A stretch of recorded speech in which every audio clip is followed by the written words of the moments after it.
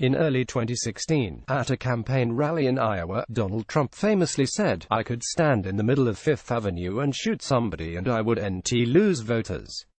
Much of the rest of Trump's campaign, and his subsequent presidency, has seemed like a test of that declaration. He talked on tape about Yulia assaulting women and won the general election. He fired the FBI director who was investigating him and his campaign for potentially criminal conduct, and Republicans yawned.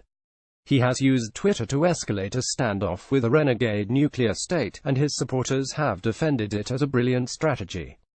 It has become a journalistic cliché to point out that Trump survives scandals and outrages that would sink other politicians.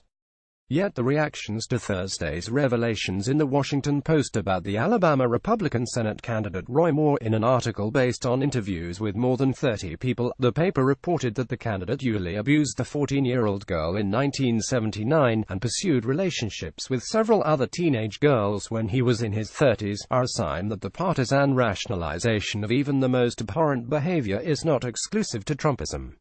While some Washington Republicans have been unequivocal, Senator John McCain, of Arizona, said on Twitter that Moore should immediately step aside and allow the people of Alabama to elect a candidate they can be proud of. The more common response from Republican leaders in Washington was to hedge. Senator Mitch McConnell, the majority leader, led the way here. Moore was unfit to serve, he said, if these allegations are true. On Thursday, Moore attacked the Post's article, saying, "This garbage is the very definition of fake news and intentional defamation."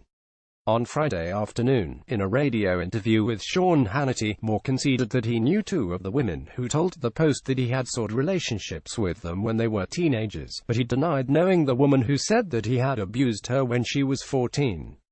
The Post reporting was careful, and the article was event-and and direct.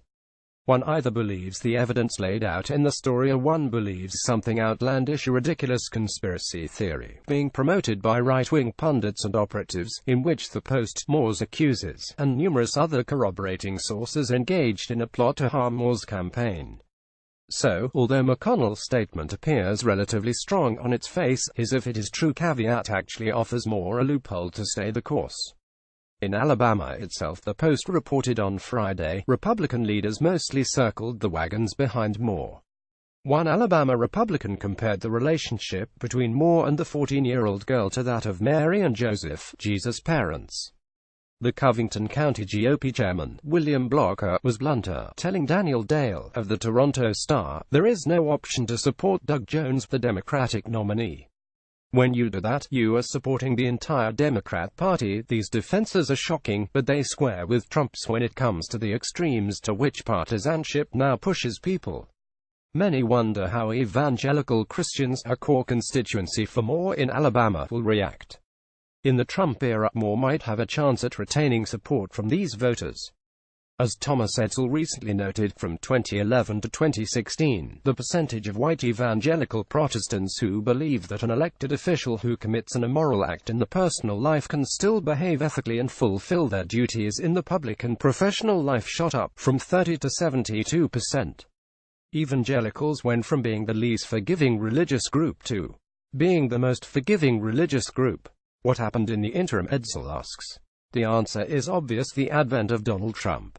To justify the support of Trump, evangelicals apparently reassessed the importance they place on a politician's personal morality. It shows just how much a GOP-leaning group was willing to rationalize Trump's behavior. John Sides, a political scientist at George Washington University, told me on Friday. At the same time, Sides said, Trump's rise has come at a time of intense debate among academics about the relationship between partisanship and ideology. The political scientists Shanto Iyengar, Gaurav Sood, and Aftach Lilks examined this issue in a 2012 paper called Effect, Not Ideology: A Social Identity Perspective on Polarization. As the political scientist Danny Hayes said of his peers' work, instead of focusing on ideology and policy positions, Iyengar and his colleagues draw on a psychological concept called social identity theory. In other words, Americans identify with a party the way they do with a sports team, a tribe.